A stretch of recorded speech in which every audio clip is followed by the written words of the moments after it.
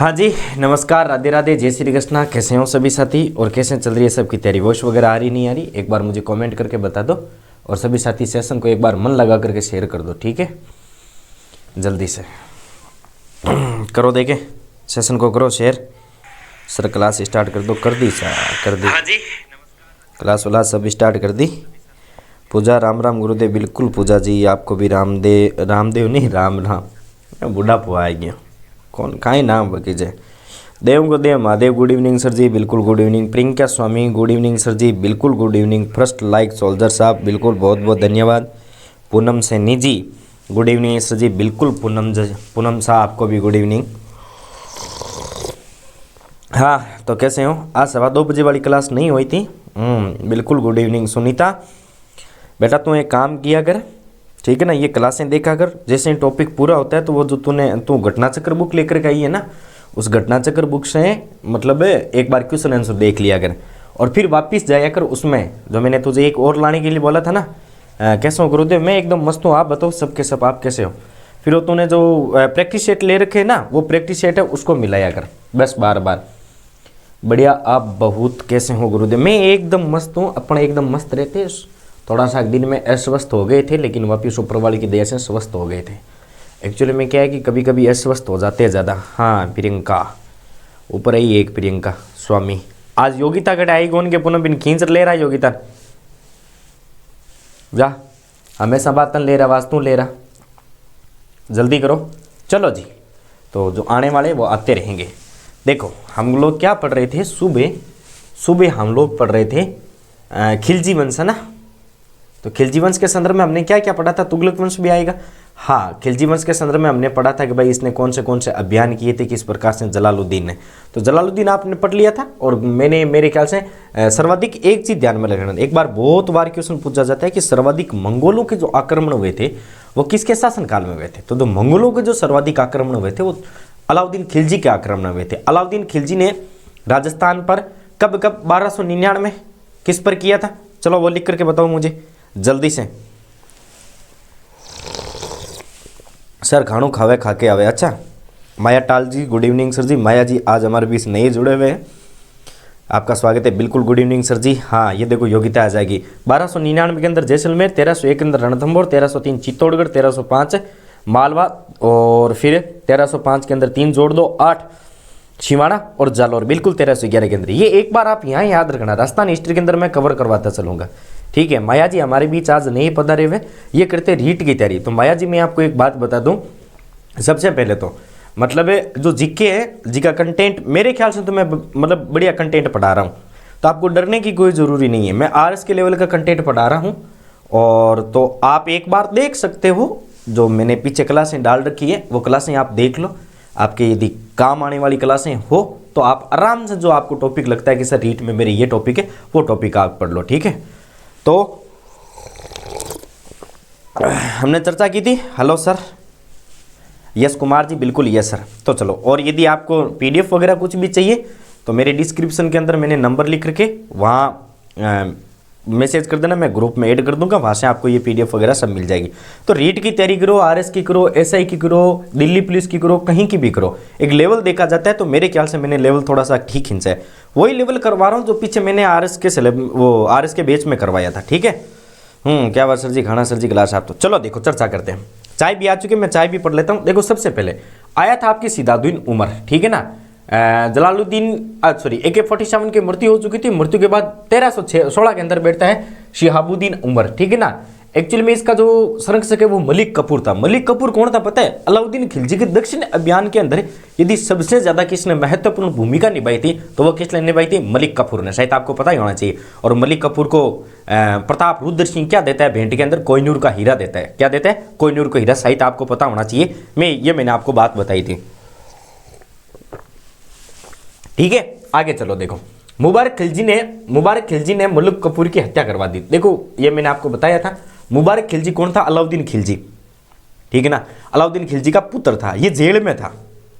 ये क्या था? जेल के अंदर। तो मलिक कपूर इसकी हत्या करवाने के लिए जिन बॉडीगार्डों को भेजता है, जिनको ये सुपारी देता है, वही क्या करते हैं? मुबारक खिलजी उसको खरीद लेता है। बोलता है कि बेटा मैं तुझे 50 गुना दूंगा, ये तुझे जितना दे रहे हो उसका 50 गुना दूंगा। कि सर प्रॉमिस करो कि हाँ प्रॉमिस है, मुझे बादशाह तो बनने दे।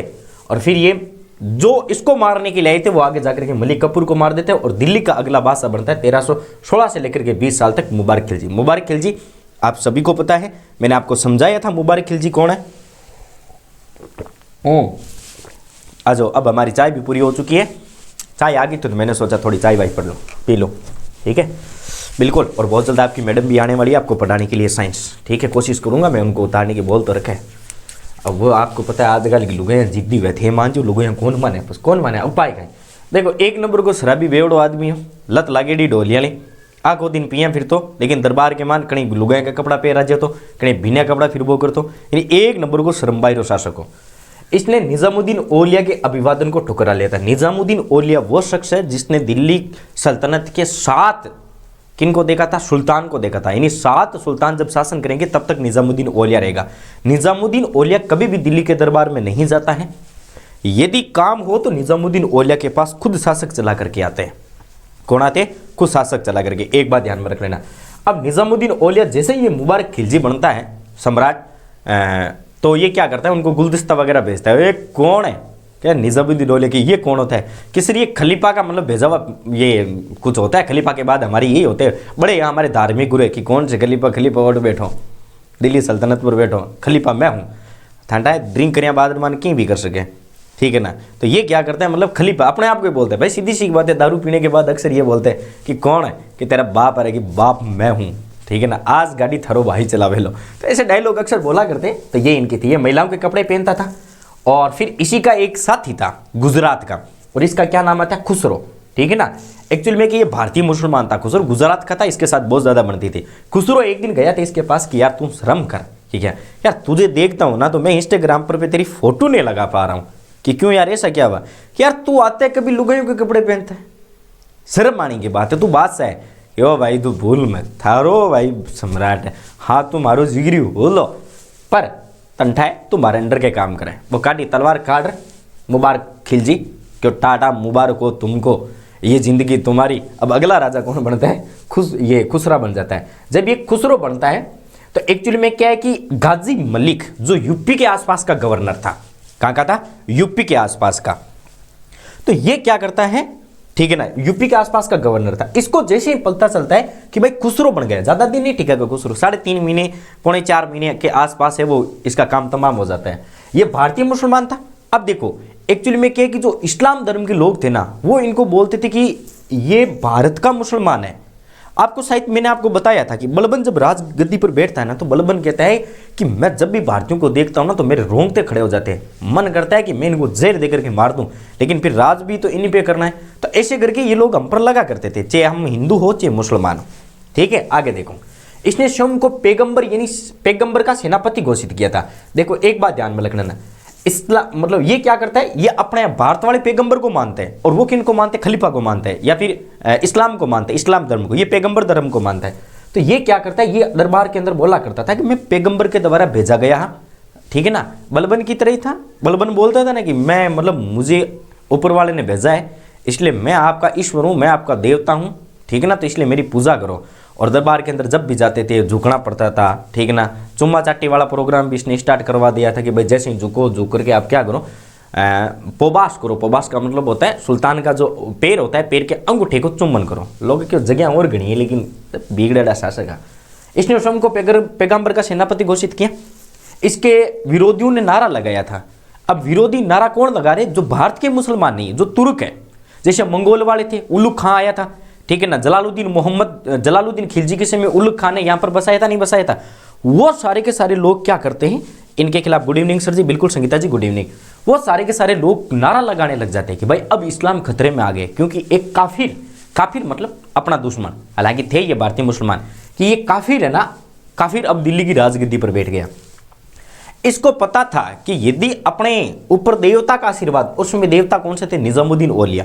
कहा जाता है कि दिल्ली के अंदर निजामुद्दीन औलिया की बहुत ज्यादा चला करती थी, ठीक है ना। मतलब सम्राट के बाद यदि किसी की चला करती थी, निजामुद्दीन औलिया की चला करती थी।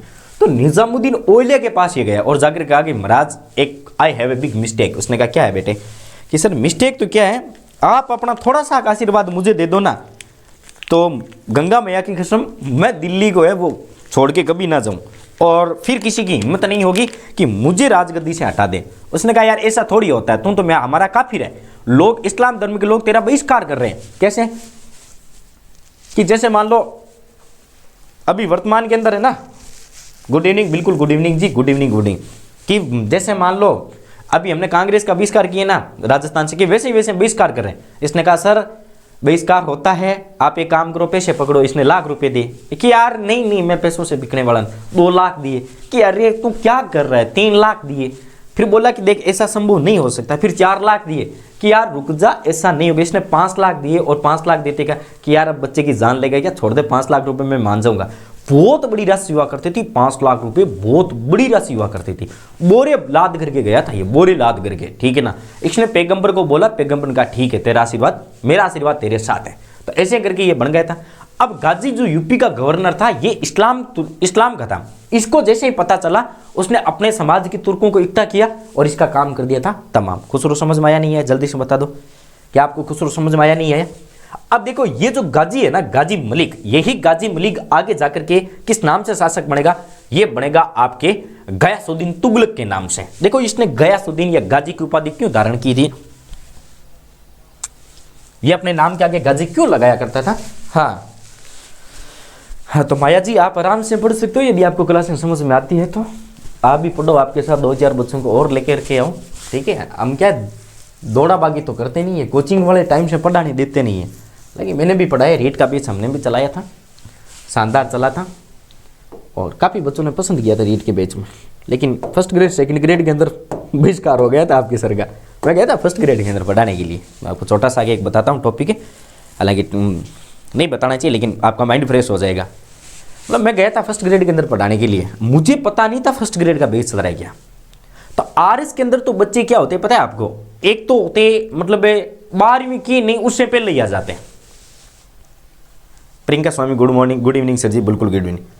तो मतलब आर्ट्स के स्टूडेंट तो ऐसे होते हैं, आप मानोगे नहीं, 12th करते ही आ जाते हैं। मैं उनको बोलता हूँ कि भाई कौन सी क्लास में हो, कि सर हमने 12th कर ली। तो 12th कर ली तो यहाँ क्या कर रहे हो, कॉलेज जाओ मजे करो, यही जिंदगी है 3 साल जीने की, हाँ उसके साथ पढ़ो। लेकिन यहाँ आकर के बैठ के कंपटीशन में कि नहीं सर आर्ट्स की तैयारी करनी है। मैं उनके घर वालों को बोलता हूँ कि यार दया करो इन पे, चलो ठीक है करोड़ बाप बन रहे हो, आमिर खान की आपने वो मूवी देख ली होगी, कोई बात नहीं, लेकिन कम से कम इन पर, इन बेचारों पर दया तो करो। छोटे छोटे नन्हे नन्हे मुन्ने बच्चे आ जाते हैं, फिर इनको ऐसे पढ़ाना पड़ता है क्योंकि उनको समझ में नहीं आता है। और सबसे ज़्यादा बच्चे आते हैं साइंस के, फिर उनको ऐसे पढ़ाता हूँ। अब मुझे पता नहीं था, अब एक्चुअली में क्या हुआ कि मुझे सर ने बोला कि सर जाओ उस क्लास के अंदर, मैं चला गया। अब वहाँ पहले आर्ट्स का बैच लगता था, तो मैं गया और जाते मैंने कहा गुड मॉर्निंग, तो गुड मॉर्निंग। मैं आर्ट्स में पढ़ा था, ओनली फॉर आर्ट्स के अंदर। हाँ रीट का मैंने बैच निकला तो वो एक अलग चीज़ है। अब मैं गया, जाते मैंने कहा गुड मॉर्निंग, तो कहा सर गुड मॉर्निंग, मैं चला गया। अब पूरे दिन इतने बच्चों को पढ़ाते थे, 7-8 को 7,000 तो हमारे ऑनलाइन थे और 2, 3, 4, 5, 6 जो भी कुछ हो ऑफलाइन थे। मैं गया, मैंने जाकर के कहा गुड मॉर्निंग, गुड मॉर्निंग। तो अब मैंने देखी, अब देखो एक्चुअली में क्या कि मेरी उम्र थोड़ी छोटी है, मैं 28 मतलब अभी मैंने 27 साल पूरे किए और ये बात है लगभग 1 साल पहले की। अब मैं जैसे ही गया, जाते आगे एक मैडम जी बैठे थे और मैडम जी के पास एक छोटा सा नन्हा सा मुन्ना सा बच्चा था। तो मैडम जी ने देखा मुझे, अब भाई साहब तो एकदम आपको पता है एकदम कोट वोट पहन करके एकदम रेडी हुआ करते थे। तो मैडम जी के पास सीट थी, तो मैडम जी ने कहा यहाँ बैठ जाओ। मैंने कहा नहीं मैडम मुझे आगे जाना है। तो कहा ठीक है आगे चले जाओ। अब मैं आगे जा करके खड़ा हो गया। तो मैडम ने कहा कि आप कौन? मैं संदीप हूँ। अभी शायद आपने नाम सुना होगा कि अब इंडिया हिस्ट्री की राजस्थान आर्ट और कल्चर की क्लास होने वाली, जो लेंगे संदीप सर। कहाँ सर सुना? वो संदीप सर मैं ही हूँ। अब उसने कहा सर आपकी एज कितनी है? मैंने झूठ ही बोला था, मैंने कहा 28 है। कहा सर मेरी 34 है। मैंने कहा मैं क्या करूँ 34 है तो, ठीक है ना, मेरी तो 28 ही है। फिर मैंने क्लासें ली थी। ऐसी बहुत बार है ना ऐसी स्थिति हो जाती है, ठीक है।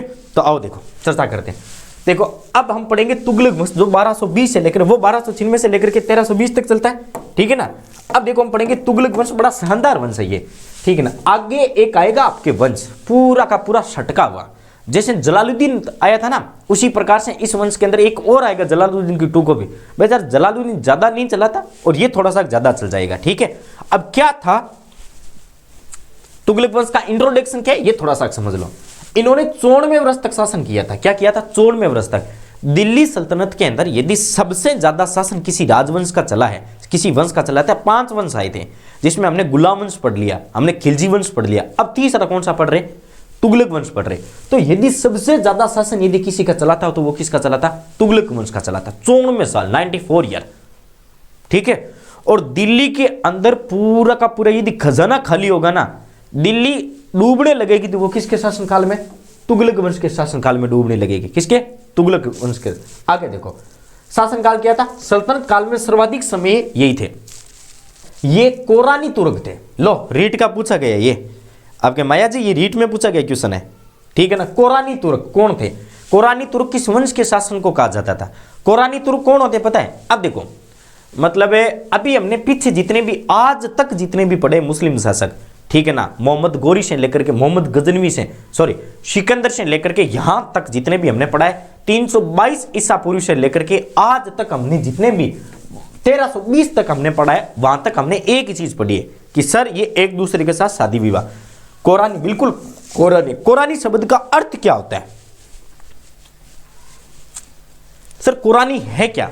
देखो कोरानी क्या चीज होती है मैं बताऊं आपको, ये एक्चुअली में क्या है कि किसी के साथ विवाह कर लेते थे, ठीक है, इनको मतलब नहीं है अगला कौन है, सब गोत्र के साथ विवाह किया करते थे। हालांकि ऐसा तुर्कों में भी चलता है, मुस्लिम संप्रदाय में चलता है, लेकिन वो अपने अपने संप्रदाय में करते थे। ये किसी के साथ, तुर्कों के साथ कर लेते थे, इस्लामों के साथ कर लेते थे, मतलब जो भी मिला उसके साथ विवाह कर लेते थे, ठीक है ना। तो इसलिए इनको क्या कहा जाता है, कोरानी तुर्क कहा जाता है। तो आपको ये पूछ ले जाए ना कि दिल्ली सल्तनत के अंदर ऐसा कौन सा राजवंश, ऐसा कौन सा वंश था जिसको कोरानी वंश कहा जाता है, तो दैट इज आपके तुगलक वंश। आ जाओ, अब देखो अभी हमने क्या पढ़ा था, गाजी तुगलक पढ़ा था, क्या पढ़ा था, गाजी। अभी देखो पीछे हमने नाम पढ़ा था ना, ये गाजी तुगलक, गाजी मलिक या फिर गाजी तुगलक, तुगलक वंश का था इसलिए तुगलक लगता है, गाजी मलिक, ठीक है ना। ये जैसे ही राजगद्दी पर बैठता है, बैठते ही अपना नाम चेंज करते हैं कि यार ये कौन सा नाम है, बादशाह वाला नाम होना चाहिए, फीलिंग होनी चाहिए, फीलिंग। तो ये फीलिंग लेने के लिए अपना नाम चेंज करता है और नाम बनाता है गयासुद्दीन तुगलक। क्या लगाता है, गयासुद्दीन तुगलक। हालांकि बहुत मोटी कहानी है, कभी नाम के पीछे टाइम मिलेगा तब पढ़ाऊंगा। Neelam ji good evening sir ji, बिल्कुल गुड इवनिंग। तो ये अपने नाम के आगे लगाता है गयासुद्दीन तुगलक, और 1220 से लेकर के 1225 यानी एक्चुअली में ये शासन करता है 5 साढ़े 5 साल का। कब तक का करता है, 5 साढ़े 5 साल का। अब ये अपने शासन काल के अंदर क्या क्या करता है, सारी की सारी बातें जानते हैं, ठीक है। क्या है, चलो कोई ना, जवाब दे रहा चलता हूं, वीरानी दुनिया में आ गई। अच्छा क्या हुआ तुझे, राम राम गुरुजी, ओ राम राम राम राम राम राम। मैं थान बोलियो नहीं, गुड इवनिंग बोलियो ना मैं थान, ठीक है ना। अरे यार तोड़ने की टेंशन मत ले, you are my heart beat, tension मत ले भाई। इसका वास्तविक नाम था गाजी मलिक, अभी हमने पढ़ा था, ठीक है। प्रथम शासक जिसने अपने नाम के आगे गाजी शब्द लगाया था, क्या शब्द लगाया था, गाजी। गाजी शब्द का अर्थ क्या होता है, मतलब अपने धर्म के प्रति यदि कोई ज्यादा महत्व रखता है तो वो अपने नाम का आगे क्या लगाता है, गाजी लगाता है। अपने धर्म को बढ़ावा देने के लिए इसने अपने नाम का आगे क्या लगाते थे, गादी, गाजी लगाते हैं। रेशम ए मियानी उसकी राजस्व नीति थी। देखो अब ये क्या करता है, जैसे ही मतलब अपनी राजगद्दी धारण करता है, धारण करते ही ये देखता है कि यार इसमें तो सारा सिस्टम उग चुका हो रखा है। कैसे, याद करो अलाउद्दीन खिलजी, अलाउद्दीन खिलजी आता है, पूरी की पूरी शासन व्यवस्था चेंज कर देता है। वो क्या करता है, पूरी की पूरी शासन व्यवस्था चेंज कर देता है। अलाउद्दीन खिलजी का जो तत्कालीन समय था ना, उस तत्कालीन समय के अनुसार तो उसकी सारी की सारी नीतियां बढ़िया थी। भाई अब आपको मैं पूछूं कि भाई अलाउद्दीन खिलजी ने जो बाजार नीति अपनाई थी क्या वो सही थी, सबका एक ही आंसर आएगा कि सर बिल्कुल एकदम सही थे। चोरी ना हो इसलिए उन्होंने गुप्तचर छोड़ दिए, तोल माफ वगैरह एकदम इसने सही करवा दिए थे, करवाए थे नहीं करवाए थे, चलो वो एक तात्कालिक स्थिति, बढ़िया बात है। लेकिन उसमें बहुत बड़ा एक लॉस था, वो लॉस हम लोगों ने अभी तक देखा नहीं है। क्या सर, उसने क्या किया था, वस्तुओं की मूल्य कम करवाई थी। कैसे करवाई थी कि मार्केट के अंदर जो 10 रुपए की वस्तु है, ठीक है, उसके मूल्य कर दो 6 रुपए। ये किसकी नीति है, ये अलाउद्दीन खिलजी की है। किसकी है, अलाउद्दीन खिलजी की। अलाउद्दीन खिलजी चाहता था कि मेरे पास पैसा है ये बहुत ज्यादा, उसने कहा 6 रुपए कर दो। अब मुझे एक बात बताओ, 6 रुपए की चीज है, वो चीज कितने में मान लो पड़ रही है, 4.5 रुपए के अंदर। कितने में पड़ रही है, 4.5 रुपए में। अब मान लो भाई हमने बाजरा खरीदा है किसान से, ठीक है, मैंने खरीद लिया। अब मैं बाजरा खरीदूंगा किसान से 4.5 रुपए, तो किसान की लागत में पड़ रही है, पड़ रही नहीं पड़ रही है, ठीक है। ₹4.5 में किसान, अब किसान कम से कम इसको 2 रुपए किलो तो खाएगा ही खाएगा। किसान इसको 6.5 में बेचेगा, बेचेगा नहीं बेचेगा? 6.5 में बेचेगा तो फिर मैं भी कुछ प्रॉफिट करूंगा। मैं इस पर आधा ना 4 आना कमा करके मान लो 8 आना कमा लिया, 50 पैसे कमा लिए, मैं 7 रुपए में बेचूंगा। अब जब मैं इसको 7 रुपए में बेचूंगा तो बेचने के बाद ऐसे ऐसे करके फिर दुकानदार खाएगा, फिर होलसेलर खाएगा, तो सब कमाई करके इसको कितने रुपए में मार्केट में बेचते थे? 10 रुपए में। इसने बोल दिया कि ये जो 10 रुपए की चीज है तुरंत 6 रुपए कर दो। कितने कर दो? 6 रुपए। अब मुझे बताओ ये जो कितने का डिफरेंस आ रहा है? 6 रुपए का आ रहा है, नहीं आ रहा है? भाई 10 में बिक रही थी, ये जो 6 रुपए की कमाई है वो कहां जाएगी? क्या आप किसानों को लाभ मिल पाएगा? नहीं मिल पाएगा। लोग किसानों पर दबाव देते थे कि भाई बेचना है तो बेच, ठीक है ना, वरना फिर यहां से दूर हो जा, ठीक है ना। अब किसान बेचारे क्या करे भाई? किसान के पास यदि 15 कुंटल बाजरा है तो उसको बेचना तो पड़ेगा नहीं पड़ेगा? तो किसान लोग है वो जो निम्न वर्ग जो किसान लोग है ना वो दबड़े लग गए थे। इसने ये किसानों के पास गए और इसने देखा कि यार वाकई ये प्रणाली गलत है, तो इसने इसको खत्म कर दिया था। फिर देखो जलालुद्दीन खिलजी ने टैक्स लगाया था 1/3, अलाउद्दीन खिलजी उसको करता है 1/2, यानी ये तो लगभग 33% है और ये कितना था? 50%। इसने कहा किसानों पर इतना 50% टैक्स, 50% टैक्स ना लगे दारू पे।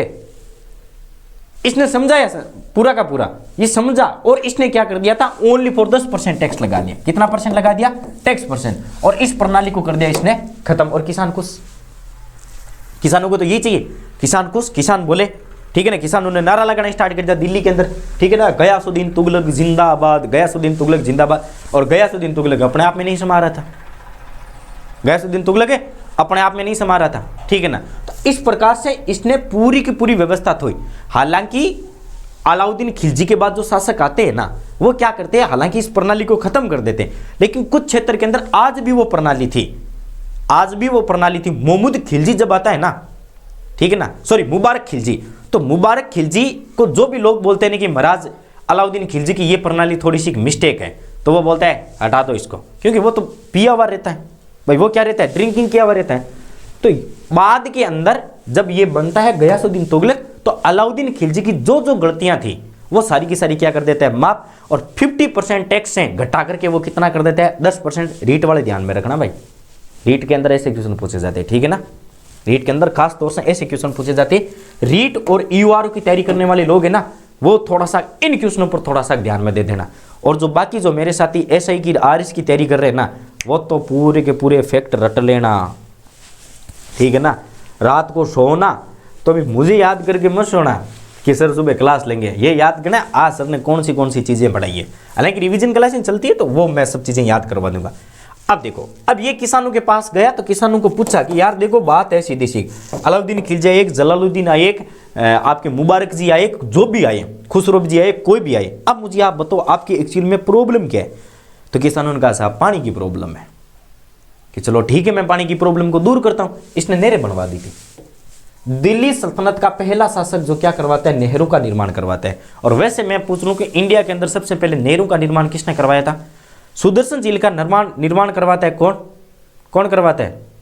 चंद्रगुप्त मौर्य के शासनकाल में होता है, नहीं होता है? चंद्रगुप्त मौर्य के बाद इसका पुणे निर्माण कौन करवाता है? पुणे निर्माण करवाता है अशोक। और अशोक उस सुदर्शन झील से नहरों का निर्माण करवाता है। क्या करवाता है? नहरों का निर्माण। ये चीज भी ध्यान में रख लेना, ठीक है।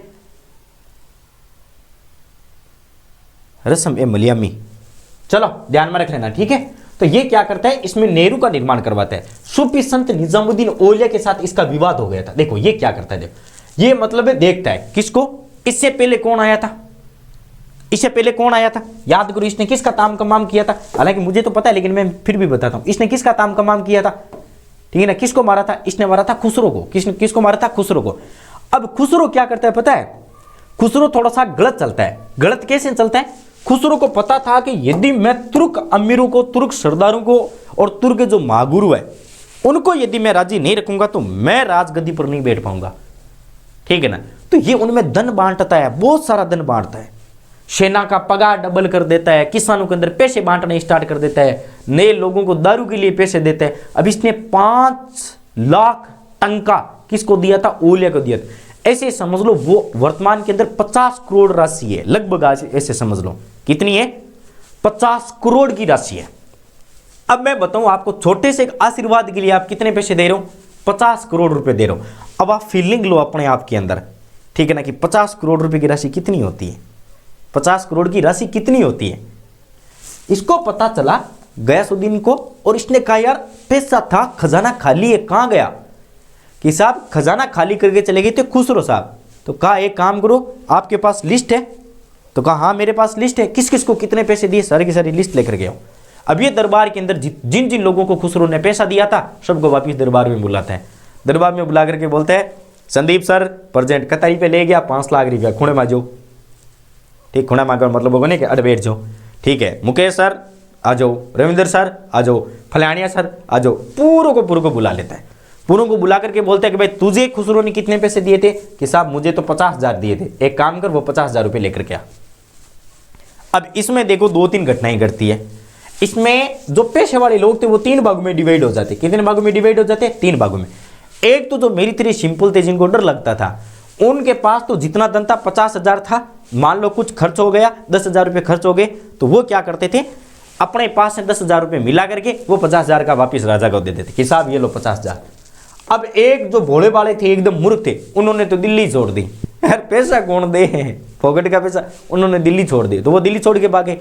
अब कुछ मेरी तेरे जो दिमाग वाले थे आपकी तरह, उन्होंने कहा महाराज आपको कितने पैसे दिए?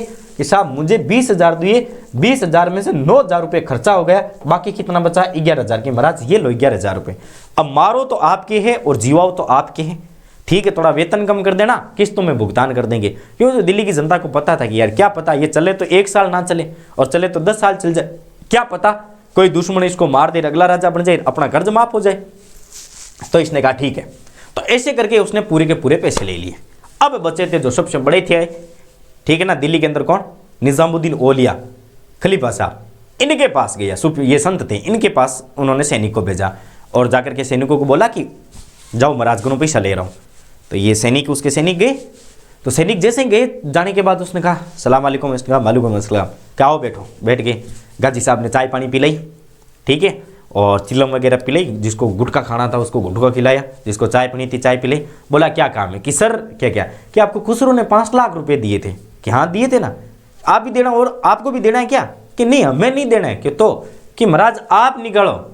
कि क्या बात कर रहे हो? कि हाँ आप निकालो, गयासुद्दीन साहब बोल रहे हैं कि उनसे पैसे लेकर के आओ। उन्होंने कहा देखो पैसे तो मेरे पास नहीं है।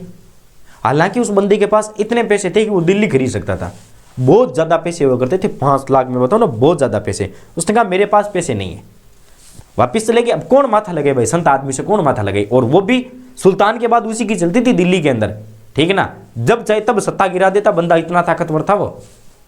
वापिस गए, हाँ मैं भी आ गई सर जी, आजा, थारो भी स्वागत है, ठीक है, गुड इवनिंग सर जी, बिल्कुल गुड इवनिंग।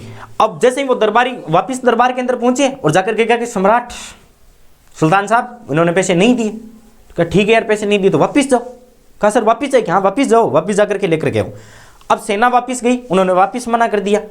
इतने में क्या हुआ, जो गयासुद्दीन साहब है वो चले गए थे कोई अभियान पे गए हुए थे, ये मालवा वगैरह इधर घूमने के लिए गए हुए थे, कोई मतलब अपनी जनता को देखने के लिए।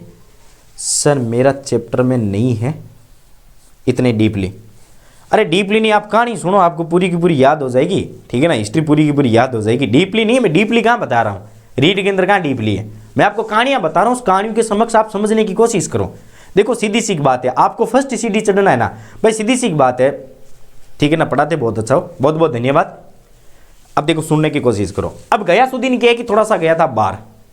अब गयासुद्दीन जब बाहर गया तो इसको वापिस वहाँ याद आ गया कि यार उस बंदे से पैसे लेने हैं, क्योंकि बहुत बड़ी रकम थी। इसने वापस कोशिश किया, कॉल किया अपने सरदारों को कि जाओ उसके साथ पैसे लेकर के आओ। सरदार वापस किए, उनका साहब पैसे दो, बार बार मालिक हमें तंग कर रहे हैं। तो उनका एक काम करो क्या कि उसको बोल दो कि बेटा पैसे नहीं मिलेंगे, ठीक है ना, कि सर वो बोल रहे कि मैं दिल्ली आकर के पैसे वसूल कर लूँगा खुद। उसने कहा उसको बोल दो कि दिल्ली अभी दूर है। तो ये जो नारा लगा था ना दिल्ली अभी दूर है, तो ये इसी के शासनकाल में लगा था और निजामुद्दीन औलिया के लिए, ठीक है ना। Sangeeta Sen good evening sir ji, sorry late हो गई, कोई बात नहीं संगीता जी, विराजमान हो जाओ, सीट आपके लिए खाली है, सीटें खाली खाली पड़ी है। तो इस प्रकार से इन्होंने क्या है, मतलब निजामुद्दीन औलिया ने गयासुद्दीन को बोला था, ठीक है ना, कि साहब दिल्ली अभी दूर है, कि मेरे बेटे दिल्ली अभी दूर है। तो ये दिल्ली अभी दुरुस्त का नारा है वो इसी के शासनकाल में लगा था, ठीक है ना। और अब दिल्ली अभी दूर है, इसका मतलब क्या है, निजामुद्दीन औलिया ये बताना चाहते थे कि बेटा तू आने से पहले मैं तुझे खत्म करवा दूंगा, तुझे आने से पहले मैं खत्म करवा दूंगा।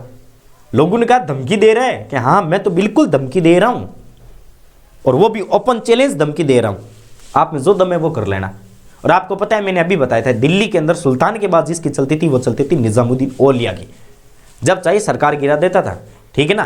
तो ये चीजें आप थोड़ी सी ध्यान में रख लेना। औलिया ने कहा अनुज या हुनुज एक ही बात है, दिल्ली दूरस्थ है, यानी दिल्ली अभी दूर है, ठीक है ना। अब देखो क्या हुआ था, एक्चुअली में निजामुद्दीन का जो पुत्र था ना उसका नाम आता है आपके क्या, हाँ ये रहा जोन खां, जोना खां।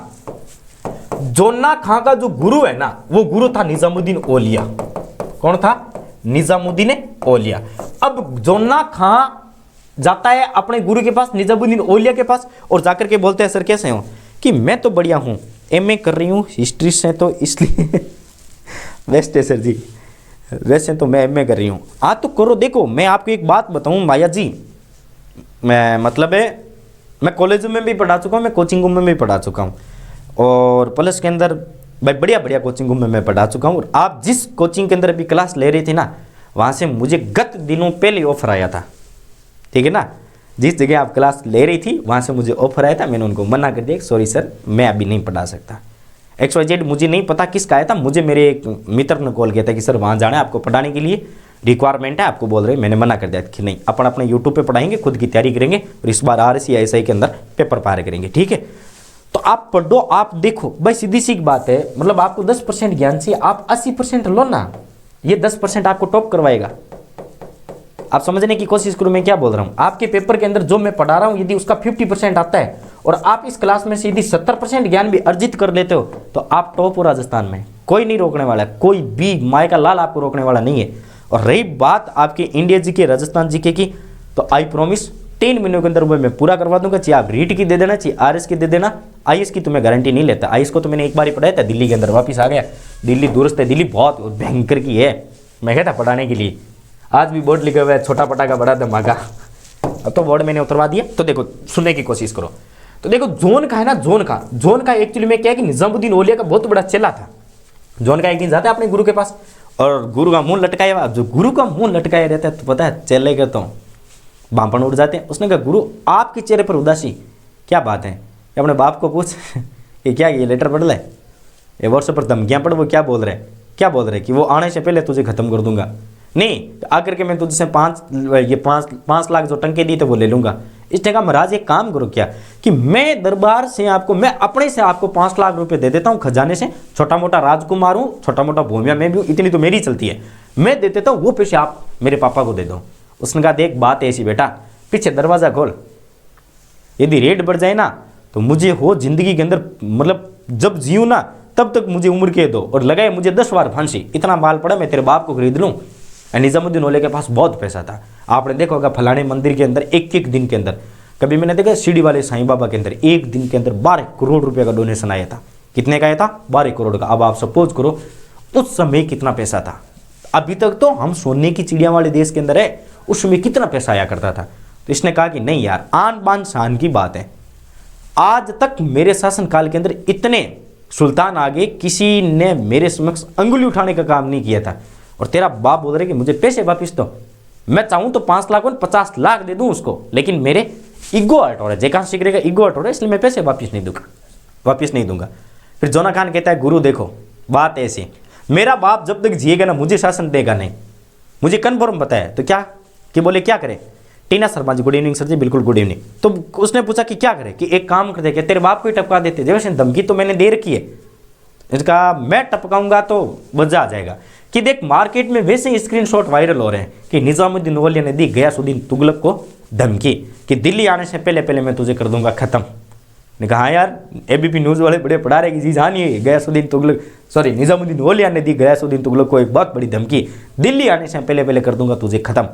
कहा यार बात तो सही है, कि एक काम कर क्या कि तू इसको खत्म कर दे। जोना खान ने कहा यार ऐसा थोड़ी होता, बाप है मेरा कैसा भी हो, खत्म थोड़ी कर दो। कि देख पीछे हिस्ट्री उठा करके देख, आर्यक वंश चला था, उसमें बिंबिसार को उसका पुत्र, उसके पुत्र को उसका पुत्र उदय खत्म करता है, बाप को मारता है, तुझे पता नहीं है कि यार चलो ठीक है लेकिन ऐसे कैसे मारूं, शूट कर दो सीधा, देखो शूट मत करके कि प्लानिंग कर। अब ये करता है प्लानिंग, और प्लानिंग क्या करता है देखो, जैसे ये दिल्ली आ गई, दिल्ली से मात्र 5 या 6 किलोमीटर दूर पर ये बहुत बड़ा एक लकड़ी का क्या बनवाता है, मेल बनवाता है, लकड़ी का मेल बनवाता है। अब जैसे इसको पता चला कि हमारे अब्बू जी ने, पापा आ रहे, अब्बू आ रहे, ये चला गया था सामने स्वागत करने के लिए, ये गया था और इसका एक भाई गया था साथ में छोटा, बड़ा शानदार लकड़ी का बनाते हैं। अब देखो ये लकड़ी का कैसा बनाते हैं पता है, मतलब इस प्रकार से लकड़ी का मेल बनवाता है। इस लकड़ी के मेल में वो एक बहुत बड़ी डिजाइन करता है ऐसे, ठीक है ना, मतलब ऐसे ये मतलब ऊपर पिलर लगवाता है, लोहे का पिलर लगवाता है।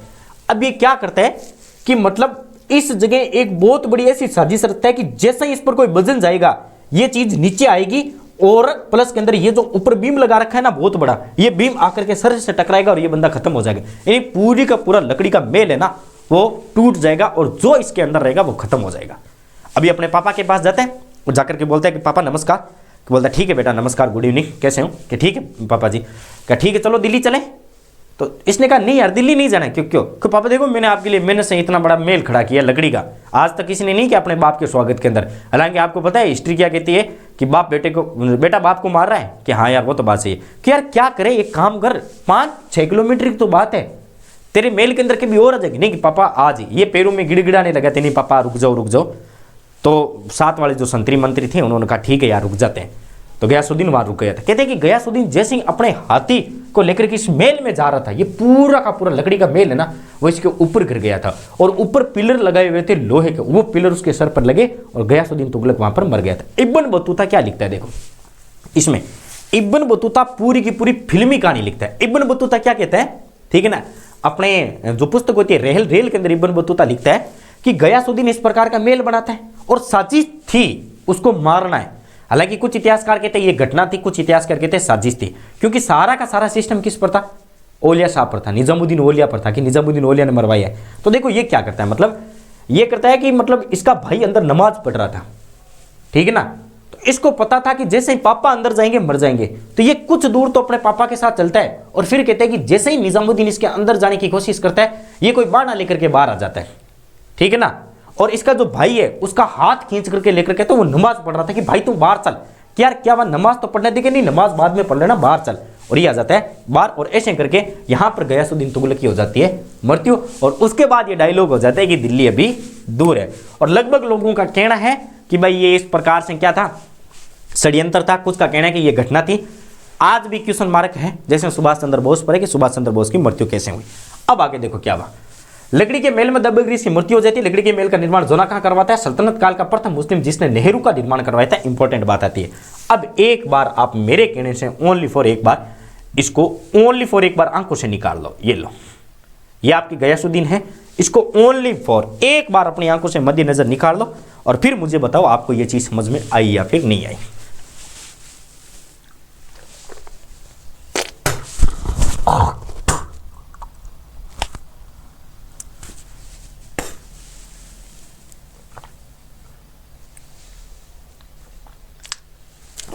जल्दी से बताओ।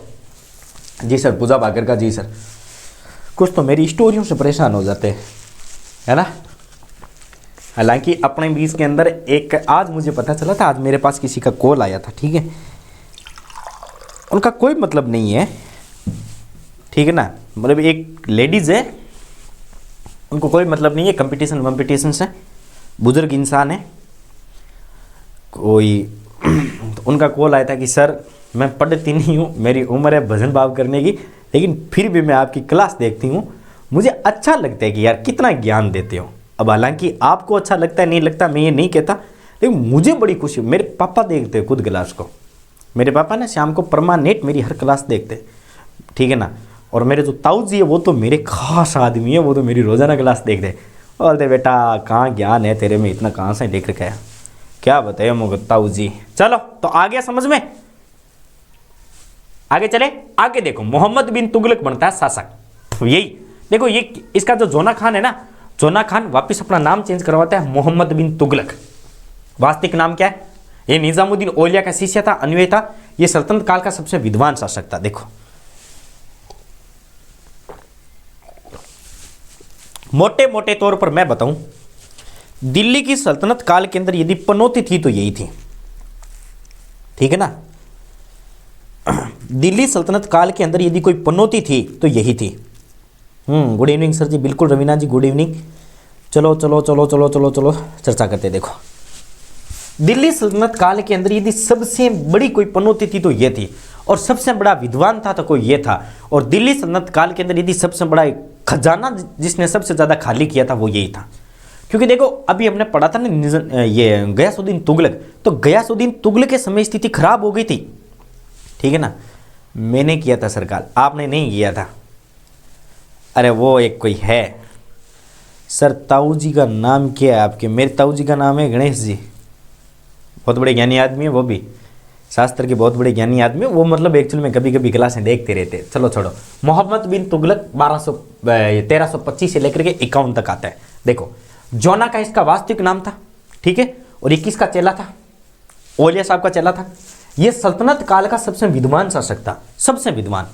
आज के टाइम में मैं गुना, आज के टाइम यदि ये बंदा होना तो कसम से RS IS IPS के पेपर को ये चुटकियों में पास कर दे, इतना ज्ञान था। मतलब ऐसे था कि इसको कोई बुक दे देना कि सर ये आपको बुक पढ़नी है, 10 मिनट मतलब एक बार बुक पढ़ करके ये रख देता। अब बोलता कि लो। आपने वो रोबोट फिल्म देखी है क्या?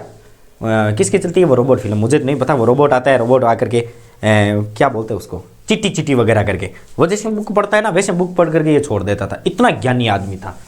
इसलिए इसके बारे में एक कहावत आती है कि इसका जन्म समय से पहले हो गया था। इसका जन्म है वो समय से पहले हो गया था। काश ये आज जन्मा होता ना, मैं कहता हूँ बात का नाम चेंज कर देता। आगे चलो देखो, इसे कई भाषाओं का ज्ञान था, जैसे तुर्की, अरबी, फारसी, बहुत सारी भाषाओं का इसको ज्ञान था। ज्ञानी आदमी तो इसे कई विषयों का ज्ञान था, जैसे दर्शन शास्त्र, सुलेखन, ज्योतिष शास्त्र और खगोल शास्त्र। पूरे दिन पढ़ता रहता था, मेरी तरह पढ़ा रहता था, अपने रूम के अंदर पढ़ता ही पढ़ता रहता था।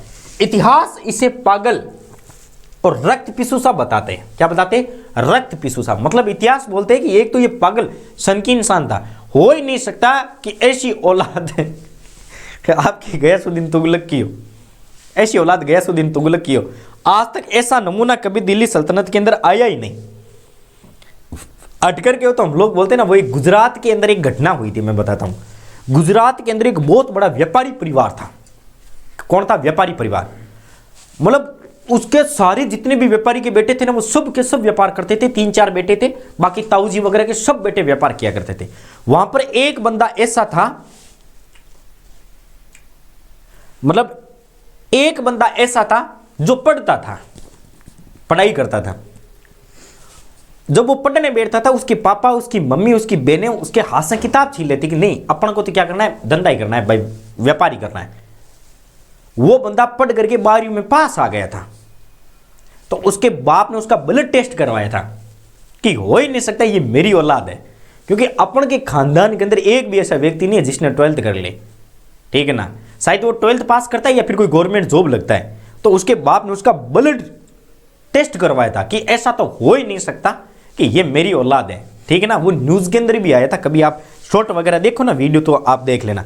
तो ये सेम उसी प्रकार था, रक्त पिपासु, ठीक है, हाँ रक्त पिपासु है। आगे देखो, ये प्रयोग धर्मी शासक था। प्रयोग धर्मी का मतलब क्या है भाई? जैसे मान लो कोई भी समस्या आती है तो समस्या का निवारण हर प्रकार से हम कर सकते हैं। ये क्या करता था? उस समस्या का प्रयोग करता था। अब जैसे मान लो भाई कहीं पर बंजर जमीन है, तो ये क्या करता था? उस बंजर जमीन को उपजाऊ बनाने के लिए कुछ ना कुछ मेहनत करता था। अब मैंने क्या कहा था? ये पनौती थी दिल्ली सल्तनत के अंदर, ठीक है ना। इसको लोग पनौती बोलते थे। पनौती बोलने का रीजन सबसे बड़ा यही था, इसके एक भी अभियान, एक भी इसका काम, एक भी प्रयोग सिद्ध नहीं हुआ। आज मैं बोल दूं कि कोई बंजर जमीन को है वो उपजाऊ बना रहा है, तो अपन के लिए कितनी बड़ी विशेषता होती है। जब ये करता था ना, तो लोग कहते थे यार इसका दिमाग खराब है। एक जो सबसे बड़ी इब्न बतूता इसकी समय आता है। इब्न बतूता कहते हैं एक नंबर का सनकी आदमी था। इसके साथ रहने वाले कभी भी खुश नहीं थे। 1 मिनट के अंदर तो ये अपनी जान निकाल कर दे दे, दूसरे मिनट के अंदर उसकी अगले की जान ले ले, छोटी सी बात पर।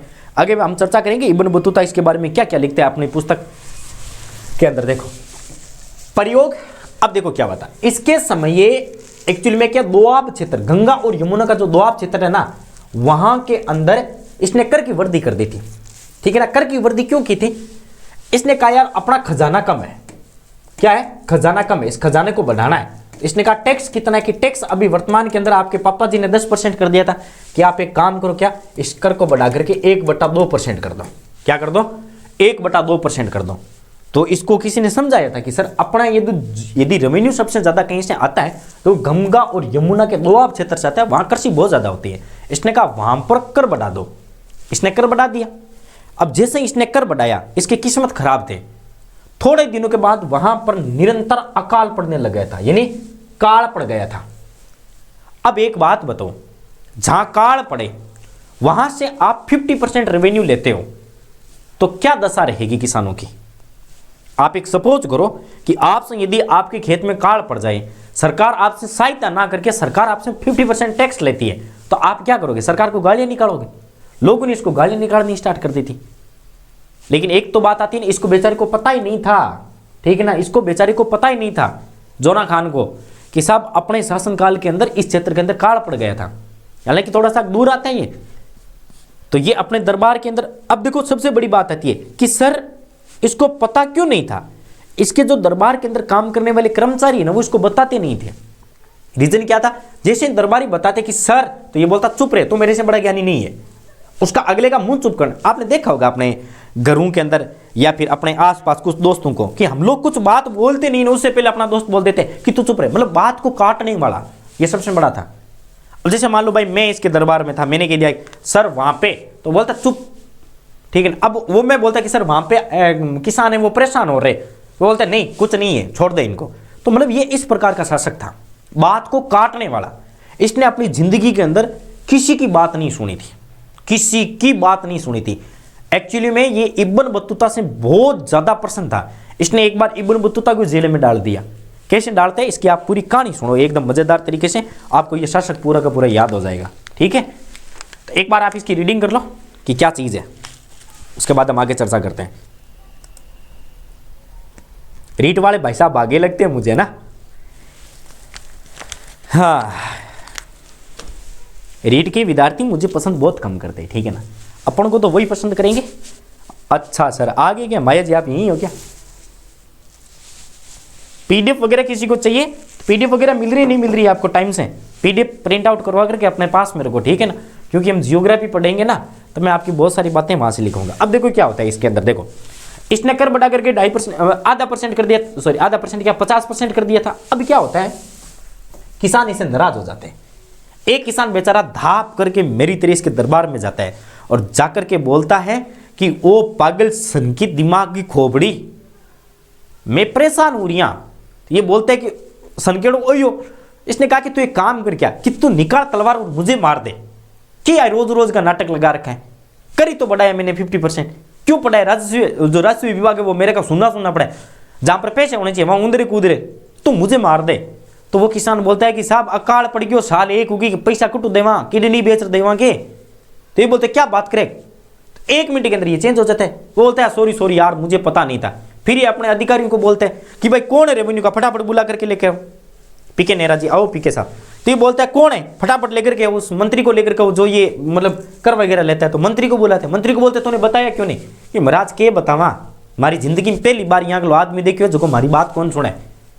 कहा यार ये भी बात है। फिर ये जाता है वहां जाकर के, ये 10 महीने वहां पर रहता है, रह करके वो चेक करता है कि क्षेत्र की कमी क्या है और नए नए परीक्षण करता है। तो इसका मतलब इसने जो पहला काम किया था कर बढ़ाना, ये इसका फेल हो गया था जिंदगी के अंदर। क्या हो गया था? फेल हो गया था, ठीक है ना। और फिर किसानों को ये लोन देता है। ध्यान में रख लेना, इतिहास के अंदर पहली बार किसानों को लोन देने वाला व्यक्ति कौन सा था? यही था आपके जोना खां। कौन सा था? जोना खां। जोना खां लोन देता है और बोलते हैं कि भाई मैं आपको लोन दे रहा हूं, चुके तो चुका देना, नहीं चुके तो मजे करना। इसने दीवान ए अमीर को यानी कृषि विभाग की स्थापना की थी। ये कृषि विभाग भी इसका फेल हो जाता है, कृषि विभाग भी फेल हो जाता है। आगे देखो, प्रति एकात्मक मुद्रा। अब देखो इसने मुद्रा चलाई थी। देखो कृषि विभाग की स्थापना इसने कैसे की थी। देखो ये क्या किया करता था कि भाई ये जाता था और जाकर के बोलता था कि भाई किस में कमी है। तो जहां पर जैसे मान लो उपजाऊ जमीन है, ठीक है ना, कोई बंजर जमीन है, तो ये बंजर जमीन को उपजाऊ करने के अंदर ये अपने पैसे वसूला करता था। एक बार क्या हुआ था, कोई क्षेत्र पड़ता है, हाँ जो भी नहीं आ रहे हैं वो सब्सक्राइब करते जाना भाई। देखो ये क्या करता है, बंजर जमीन पड़ी थी ऐसे ही दिल्ली के आसपास, उस बंजर जमीन के अंदर जाकर के उसको ये मतलब उपजाऊ बनाने की कोशिश करता है, मिट्टी वगैरह उथलवाता है, उसमें फलाना ढिंगाड़ा पुंचाड़ा बहुत सारी बातें, मतलब बहुत सारे ये नाकने की कोशिश करता है, ठीक है ना। अब जब तक वो उस जमीन पर रहता है ना, जब तक उसके हाथ में ये डायरेक्शन रहती है कृषि विभाग की, तब तक वो जमीन उपजाऊ नहीं होती। लोग इसको गालियां देते हैं, लोग इसको गालियां देते हैं, बर करके गालियां देते हैं। आगे बताऊंगा कैसे गालियां देते हैं, बर के गालियां देते हैं। अब ये छोड़ करके आ जाते हैं कि छोड़ यार, मुझे नहीं करना ये काम, यानी कृषि विभाग मुझे चलाना ही नहीं है, जो भी बढ़िया काम कर रहा हूं वो मेरे हाथ से उल्टा हो रहा है, अपनी तो किस्मत ही खराब है। अब ये आता है, आने के 2-3 महीने बाद जो इसका फेल हो रखा प्लान वो एकदम सही हो जाता है। अब जैसे फेल हुआ प्लान सही होता है तो एक्चुअली में क्या है कि इसके पास वो आते मंत्री संतरी और बोलते हैं महाराज क्या कि वो जो आपने बनाया था ना भाई बंजर जमीन को उपजाऊ बनाने के लिए सिस्टम, वो सही हो गया। इसको बोलता है मेरा नाम मत ले और इस कृषि विभाग को ही तुम बंद कर दे। इसका दूसरा प्लान भी फेल, इसका दूसरा प्लान भी फेल। आगे देखो, अब ये क्या करता है, ये बोलता है कि यार अपने काम करते क्या, मुद्रा में चेंज कर दे। मैं क्या कहता हूं, बहुत सारी बातें ये क्या करता है, मतलब पूरी की पूरी चीजें ना वो बदलता है। पनौती थी, अभी तक हमने इसके 2 पढ़े ना, ठीक है ना। आगे देखो क्या क्या बनाते हैं, सब चीजें फेल होती जाती है, सब चीजें। इसके अभियान तो इतने भयंकर तरीके से फेल होते हैं, ये रोता है तकिए में मुंह लगा करके, जैसे बेवफा रोती है ना, दिल टूटी हुई बेवफा रोती है ना, उसी प्रकार से ये रोता है। अब कैसे रोता है और कैसे मरती, देखो इसने चांदी के सिक्कों के स्थान पर तांबे के सिक्के चलाए, लेकिन ये प्रयोग असफल रहा। देखो क्या होता है, ये बोलता है कि अपने काम करते चांदी के स्थान पर क्या चलाते हैं, ठीक है ना, चांदी के जो सिक्के थे ना उसके स्थान पर तांबे के सिक्के चलाते हैं, ठीक है ना। अब एक बात बताओ, क्या चांदी का भाव तांबे के बराबर रहेगा? सोचने योग्य बात है भाई। एक बात बताओ मुझे, मैं आपको ऐसे बोल दूं कि ये पकड़ 5 सिक्के तुम तांबे के और तुम मुझे चांदी दे दें, क्या ये सही रहेगा? लेकिन इसने जो प्लान बनाया था ना वो बड़ा शानदार था, हालांकि इसकी किस्मत खराब थी। अब इसने ये प्लान अपने लिए नहीं बनाया था, अपने इंडिया के लिए नहीं बनाया था, ठीक है ना, ये बनाया था उसने दूर विदेशियों के लिए। कैसे?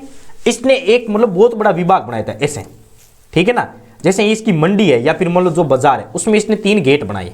कितने गेट बनाए? 3 गेट। देखो समझने की कोशिश करो, इसने 3 गेट बनाए, एक ऐसे बना दिया, एक ऐसे बना दिया, एक ऐसे बना दिया।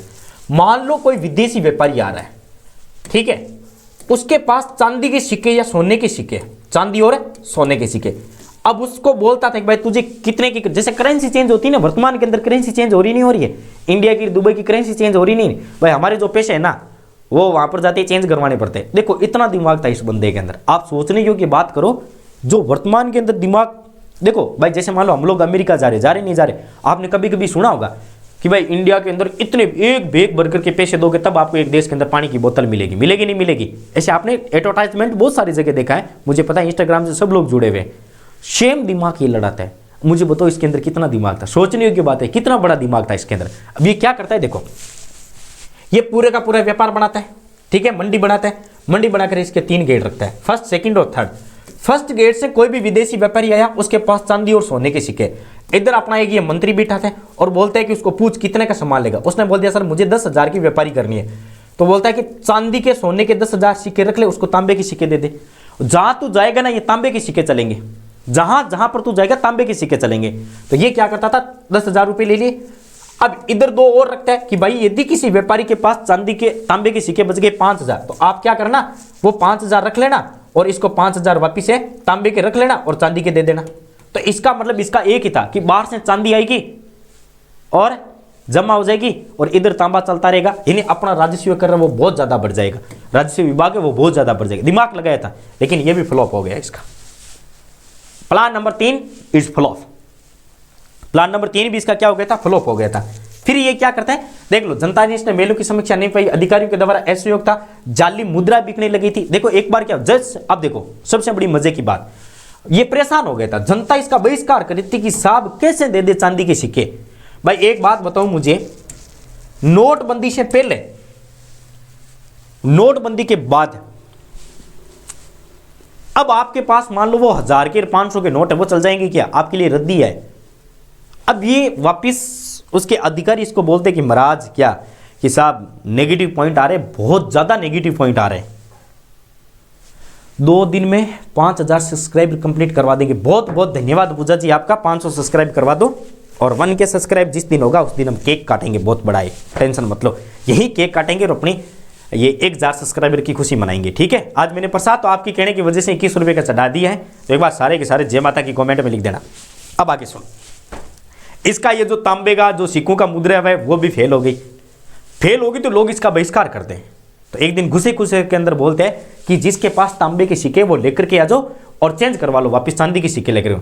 इतिहासकार इब्न बतूता लिखता है कि जिस प्रकार से दिल्ली के अंदर देखो मैं आपको बताता हूँ, जिस प्रकार से वर्तमान के अंदर दिल्ली के अंदर कचरे के ढेर है ना, वैसे तांबे के ढेर हो गए थे इसके। ठीक है ना, और फिर ये अपने मतलब सबको देता है पैसे की, ये लो ठीक है ना, मजे करो। इसका राजस्व विभाग वापस खाली, धीरे धीरे वापस खाली हो रहा है। ठीक है ना, तो ये तांबे वाली प्रक्रिया भी खाली हो गई। लोगों के पास इतने पैसे थे, जाली पैसे लेकर के आ गए थे लोग, जाली पैसे, तांबे के रातों रात पैसे बना लिए थे, रातों रात पैसे बना करके इसने चांदी में कन्वर्ट करवा लिए थे लोगों ने। कहते हैं कि ढेर लग गया था, जितना इसने चलाया नहीं था उसने 10 गुना ज्यादा पैसे आ गए थे तांबे वाले सिक्के। तो ये चीज भी आप ध्यान में रखना। आगे चलो, प्रमुख कारण क्या है, जनता इसके महल को जनता इसके महत्व को समझ नहीं पाई थी कि भाई ये क्या करना चाहता है। अधिकारियों के द्वारा असहयोग था, अधिकारी से वैसे भी नाराज थे, सन का इंसान था, और जाली मुद्रा भी आ गई थी। विदेशी व्यापारियों ने इसे स्वीकार नहीं किया, विदेश वाले लोगों ने इसको स्वीकार नहीं किया था कि भाई अपन ये नहीं करेंगे। ठीक है, और उसके बाद ये क्या करता है, GK with Moolchand live now, चलो। और उसके बाद अपूर्ण तैयारी थी। प्रेरणा क्या मिली, प्रेरणा कुबलई खां। हाँ देखो, एक चीज मैं बताता हूं, मतलब ये जो प्रोग्राम चलाया था ना, इसके पीछे इसने कौन मतलब किससे सीखा था। एक चीन का शासक था जिसका नाम आता है कुबलई खां, ये चीन का शासक था। और ये अपने इंडिया का शासक था जिसका नाम आता है गेतुका। इससे ये चीज इसने सीखी थी। लेकिन ये चीज भी इसकी क्या हो गई थी, फ्लॉप। जमीन फ्लॉप, ये फ्लॉप, और नंबर 3 आइडिया ये भी फ्लॉप। आगे फिर क्या बात बनती है, देखो आगे। अब इसने क्या है कि लोग इसको गालियां देते थे। गालियां देने का मतलब ये, एक दिन ये सो रहा था अपने मेल के अंदर और किसान बेचारे परेशान थे वैसे भी। तो एक बंदा था जिसने एक लेटर पर लिखी गालियां, इसका कोई दरबारी था, उसने लिखी एक ब्लैंक पेज पर बहुत सारी गालियां आप जानते हो, ऐसार वैसार वो और फलाना ढिंकाना, पूरी की पूरी गालियां लिखते हैं, पत्थर में पैक करता है और इसके मेल के अंदर फेंकाते। जाइए सो रहा था, सुबह सुबह उठा, इसने देखा यार सुबह सुबह, अब आपको पता है ब्लैंक पेज देखा, देखते कहा कि यार किसका लव लेटर है। मतलब बड़ी खुशी से उठ करके उसने देखा कि यार किसी का लव लेटर आया क्या। अब वो आगे देखता है, देखते ही उसने देखा यार आंखें बंद, इतनी भयंकर तरीके से फिटी फिटी गालियां लिखी हुई थी, ये रोने लग गया था एकदम से। इतना बड़ा राजा, मैं कहता हूँ इंस्टा पर आपको कोई मैसेज कर दे, व्हाट्सएप पर आपको कोई मैसेज कर दे और नॉर्मली आपको गाली देते तो आप एक बार हक्के बक्के हो जाते हो, ठीक है, रोंगटे खड़े हो जाते कि यार कौन गाली दे रहा है। तो मतलब अब मैं बता कौन सकूँ, ऑफलाइन के बहुत गालियां दी थी। अब ये परेशान हो जाता है, इसको जनता को सबक सिखाना था। तो ये क्या करता है, अपने भूगोल शास्त्र को बुलाता है। भूगोल शास्त्री था ये तो खुद ही, ये कहता है यार ये जगह सही नहीं है भूगोलिक दृष्टि से, और ये अपनी राजधानी चेंज कर देता है। राजधानी बनाता है देवगिरी।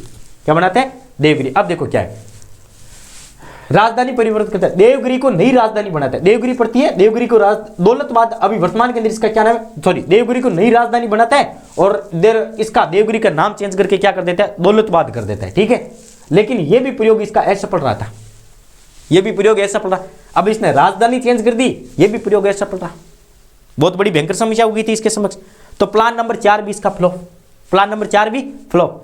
अब ये बहुत बातें बताता है, ठीक है ना। अब वो बाद में आपको पता है, आप कोई गलती करते हो तो आप बोलते कि भाई ये मैंने इसलिए किया था, ये पूरा हो गया। अब ये क्या चीज बोलता है, इब्न बतूता व अबू बकर इस्मानी इसके अनुसार जनता सुल्तान को गालियां के बड़े पत्र लिखती थी, इसलिए ये जनता को दंडित करता है। ये जनता को बोलता है कि देखो बात है सीधी सी, आप मुझे गालियां लिखते हो इसलिए मैंने राजधानी चेंज कर दी, अब आप गालियां लिख करके बताओ, मैं वापस राजधानी, इंडिया बहुत बड़ा है, कभी काबुल ले जाऊंगा, कभी कंधार लेके जाऊंगा, कभी असम को बनाऊंगा, कभी गोवा को बनाऊंगा, मैं राजधानी चेंज करता रहूंगा। आज के बाद किसने लेटर लिखने की कोशिश की तो कहते हैं कि घरों के अंदर जब भी कोई ऐसे बोलता ना बेटा कि मम्मी मुझे फलानी को लेटर लिखना, तो बोलता लेटर मत लिख देना, अभी राजधानी चेंज हो जाएगी।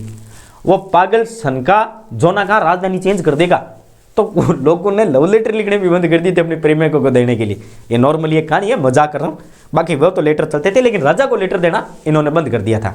आगे देखो, बर्नी के अनुसार सल्तनत के केंद्र में राजधानी स्थापित हो गई थी। देखो इसके अनुसार क्या कहता है बरनी, हालांकि देवगिरी लगभग सेंटर में पड़ता भी नहीं है, लेकिन इसके अनुसार ये बोलता था कि भाई ये सेंटर में, वर्तमान में देखना देवगिरी पहले अपना बहुत ज्यादा एरिया था, तो उस समय देवगिरी लगभग सेंटर में पड़ता था। इसने कहा कि राजधानी अपनी सेंटर में होनी चाहिए, भौगोलिक परिस्थितियां दिल्ली के लिए सेटिफाई नहीं है, इसलिए ये बोलता है, बर्नी बोलता है, बर्नी इसकी शीर खांसता है।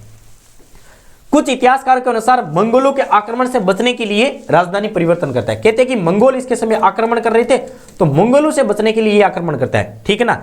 इसमें मंगोलों के भारत पर आक्रमण एक बार किया था। इसके नेता थे कौन,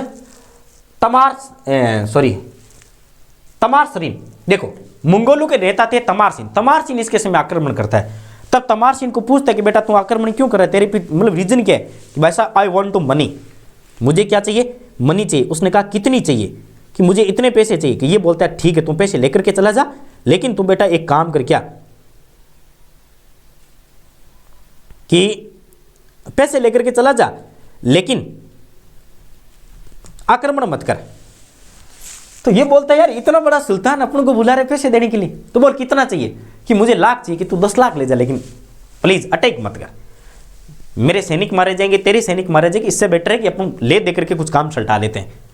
तमिर सिंह मतलब प्रभावित हो जाते, बोलते हैं यार चल ठीक है मुझे कोई पैसे नहीं चाहिए। अपना को एक दोस्त मिल गया, ये गले लगाता है, बोलता है लव यू यार, तू मेरी जिंदगी है, तू मेरी जान है, ठीक है। इन दोनों के अंदर दोस्ती हो जाती है, और आगे जाकर के इसकी वजह से पूरा राजस्व खाली हो जाता है, ठीक है ना। दिल्ली की ऐसा समय आया था कि लोग सुसाइड करने के लिए तैयार हो गए थे, इसके समय।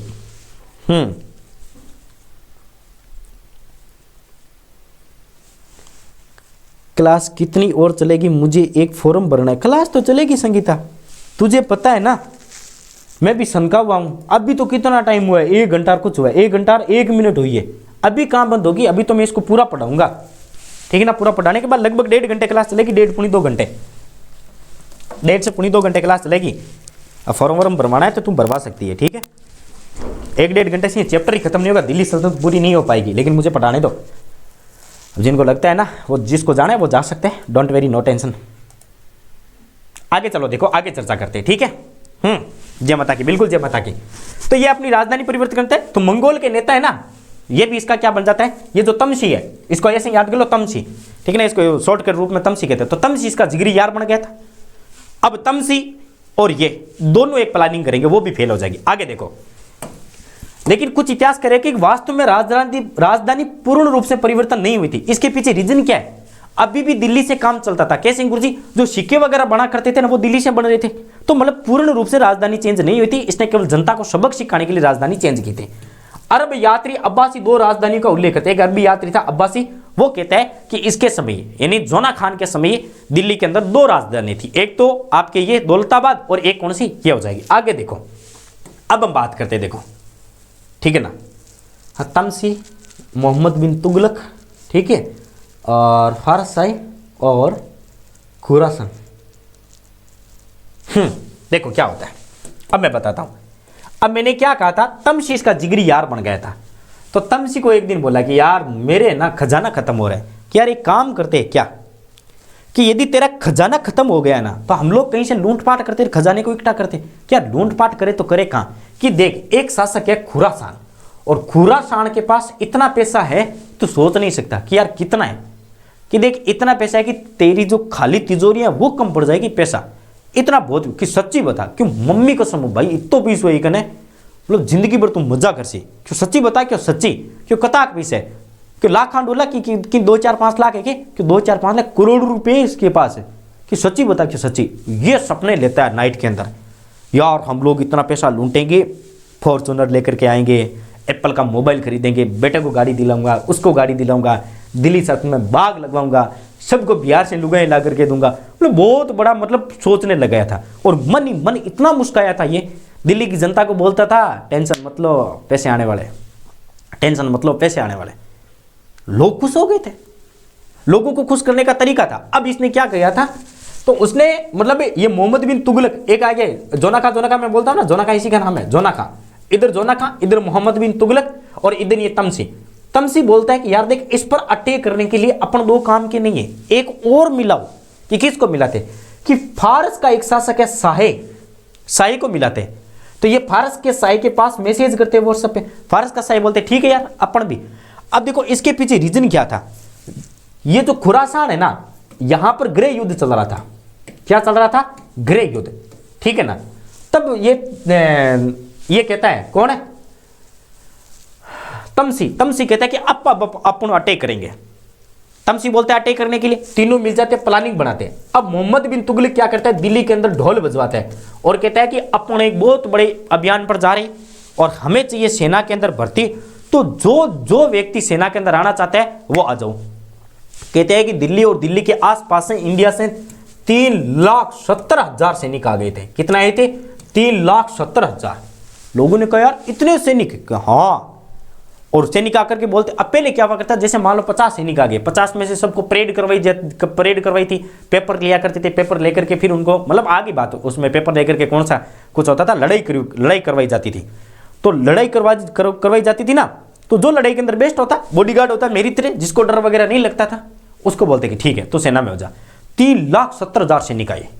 जब 3,70,000 सैनिक आए तो आते ही उन्होंने सैनिकों ने पूछा कि दरबारियों ने कहा इसके सेनापति ने कि सर क्या कि 3,70,000 जवान तैयार है, किसको रखना है, आप आ जाओ, और जो फिट रहते हैं सेना के लिए उसको एग्री कर दो। उसने कहा 3,70,000 है तो 3,70,000 को लेके आ जा। क्या बात करोगे? बिल्कुल कर रहे हैं, हमें बहुत बड़ी सेना चाहिए, हम एक अभियान पे जा रहे हैं। तो ये 3,70,000 को रोक देता है। अब जैसे ही 3,70,000 को रोकता है, दिल्ली के अंदर जो जनता इसको गालियां निकाल रही थी, मोहम्मद बिन, क्या नाम है इसका, मोहम्मद बिन तुगलक जिंदाबाद, मोहम्मद बिन तुगलक जिंदाबाद, जोना खां जिंदाबाद, हमारा नेता कैसा हो, हमारा नेता जोना खां जैसा हो। अब दिल्ली से इसकी पॉजिटिव बातें आती है, वो सारी पॉजिटिव बातें, तो ये भावुक हो जाता है, क्योंकि ये ऐसे समझ गया था कि मेरा खजाना आ चुका है। ये जो खजाना था ना खुरासान, कि खुरासान के पास जितना धन है वो मेरे पास आ चुका है। ये बोलते हैं, एक सैनिक कहता है कि महाराज बहुत बहुत न्याल कर दियो, मान जॉब लगा दी। बेरोजगारी उस समय भी थी, ठीक है ना, कितनी भी सरकार गर्भ हो, ठंडर को नहीं लगे। हाँ पान तो डर, मैं थाने बताऊँ ज़्यादा मत पूछा करो डर के बारे में। जैसे आप बोलते हैं ना डर लगता है, नहीं लगता है, मुझे वो पुरानी बातें याद आने लग जाती है। इसलिए प्लीज़ डर का नाम सुबह की क्लास में ले लिया करो, इस समय क्लास में नाम मत लिया करो। अभी 3,70,000 सैनिकों रखते हैं, उसमें से एक सैनिक आता है, बोलते हैं महाराज हमने इतने पेपर दे दिए, सब पेपर में फेल थे, आपने जितनी वैकेंसी निकाली सब वैकेंसी सब लोगों को ले लिया। पहली बार हमने देखा है कि मतलब बिना पोस्ट के सबको नौकरी लेना, जितने व्यक्तियों ने भाग लिया वही हो गया था। एक बार ये हुआ था, कोई पेपर हुआ था किसी का, हाँ BSTC स्पेशल का, उसमें 90 सीटें थी और 90 सीटों के अंदर ये लगभग कोई 25-30 लोगों ने फॉर्म भरा था। 25 के 25, 30 के 30 लगे थे। एक अपने गांव का ही लगा था स्पेशल BSTC में। अब आजकल तो लोग स्पेशल BSTC करने लगे, तो ठीक है ना। हाँ तो मतलब मुझे एक बार पथ भ्रमित मत करो। हाँ तो लोगों ने कहा ठीक है। अब जैसे इसके नारे लगने लगे, पूरी सेना 3,70,000 सेना इकट्ठी होकर के नारे लगाते हैं ना, तो जोश आ जाता है। मुझे भी जोश आता है, आप 15-20 आते हो तो मुझे जोश आता है, ठीक है ना। तो 3,70,000 बहुत है। मैं कहता हूँ अभी मेरे यूट्यूब पे 3,70,000 स्टूडेंट आ जाओ, मैं जीने ना दूँ इंडिया के पूरे टीचरों को इंडिया के पूरे टीचर को ना जीने दूँ। 3,70,000 आ जाए तो 3,70,000 व्यूज आए तो मैं वैसे केक वेक काट दूँ सबके सामने, पूरे बड़े बाजार में केक काट करके वीडियो वायरल कर दूँ। तो ये खुश हो गया था। इसने कहा एक काम करो क्या कि सब सेना को 3-3, 4-4 महीनों को एडवांस दे दो। इसके जो राशि विभाग का अधिकारी, तो उसने कहा महाराज थोड़ा सा भावुक मत हो, सन की दिमाग का आदमी हो, यदि अत्ता पैसा दे दिया ना तो बाप जी खजानो खाली हो जी, कि टेंशन मत लो, अपने पास खजाना बहुत आने वाला है। तो ये सेना को पैसा दो, और सेना नारा लगाती है। सेना नारा लगाती है, इसको कोई एक काम करो क्या कि 5-5, 6-6 महीने की एडवांस और दे दो। यानी सबको लगभग 1-1 साल के एडवांस दे देता है सब सेना को। अब सेना के पास एडवांस बिना पेपर दिए जॉब लगना, 1 साल की सैलरी पॉकेट मना बहुत बड़ी बात थी। लोग जाते घर पे जाकर के बोलते पापा मम्मी क्या कि मैं आज जॉब लग गया, कि सच्ची बता क्या। मम्मी बोलती है कि बेटा आरती उतारती है, तिलक लगाती है, बोलता है भाई जॉब होती है। उस समय बेरोजगारी थी, तो सेना के अंदर भर्ती होना भी बहुत बड़ी जॉब थी। आज आप राजस्थान पुलिस के अंदर, आर्मी के अंदर लगते तो उतनी खुशी उस समय थी। तो उसकी मम्मी बोलती है कि बेटा क्या बनाऊँ, गाजर का हलवा बनाऊँ, क्या बनाऊँ, कि मम्मी आज तो तेरा बेटा जॉब लग गया। पापा आते हैं कि पापा जॉब लग गया, कि मजाक कर रहा है क्या कर रहा है, कि नहीं सच में जॉब लग गया, ये लो एडवांस सैलरी 12 महीनों की, ठीक है ना। तो पापा बोलते हैं कि ठीक है, जैसे मान लो भाई 10,000 रुपये, तो 10,000 में से कहेगा ले बेटे 9,000 मेरे, 1,000 तेरे, और जा मस्ती कर, आज तुम दारू वारू पी, पार्टी मना, ठीक है ना, आज ईद मना, बकरा ईद मना, ठीक है ना, गोश्त का, और गोश्तों पे जा मजे कर, ठीक है ना। अब देखो जैसे ही नौकरी लगते हैं रिश्ते होने लग जाते हैं, ठीक है ना। हाँ 3 लाख होने पर भी दे देंगे, टेंशन मतलब। अपने तो 1K सब्सक्राइब कंप्लीट होते ही अपने क्या करेंगे, पहले केक काटेंगे, उसके बाद जैसे ही मतलब चैनल मोनेटाइज होगा उसमें केक काटेंगे, उसके बाद जैसे ही 20,000 सब्सक्राइबर कंप्लीट होंगे अपन एक बहुत बड़ा सेमिनार बनाएंगे, बहुत बड़ा सेमिनार बनाएंगे। जब पैसे अपन को अपने बाप को धमकी देकर के लेने पड़े, पापा चेक चलो, वैसे मेरे पापा का साइन मुझे आता है, नो टेंशन चेक ले लेंगे, ठीक है ना। क्या करसी बुढ़ा पे पापा पैसा क्या करसी दोनों काम नहीं, आप टेंशन मतलब न थे। बहुत बड़े भव्य आयोजन करेंगे, बिल्कुल करने वाले बहुत जल्द अपना ऑफलाइन कोचिंग करने वाले नोखा के अंदर, और शानदार तरीके से धूम मचाएंगे, नो टेंशन रखो, ठीक है ना। बिल्डिंग वगैरह हमने देख रखी है, बस एक बार थोड़ा सा भर्तियाँ का नोटिफिकेशन जारी हो जाए और जो मेरे बड़े भ्राताश्री है वो फ्री हो जाए। अरे मैं आ रहा हूँ, नहीं आ रहा हूँ इसमें,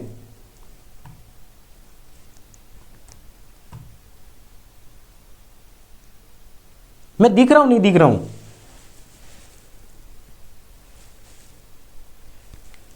अरे कुछ तो बताओ मूर्खों, मैं अपने मोबाइल में दिख ही नहीं रहा हूं।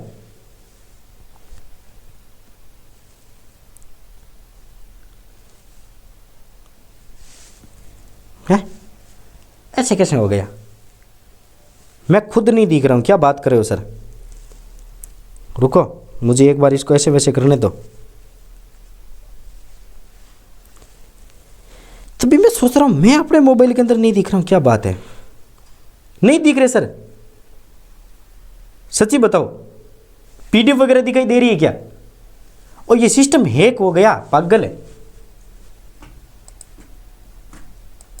राजधानी परिवर्तन कर दी थी, राजधानी के बाद तो मैंने बहुत सारी बातें पढ़ा दी थी।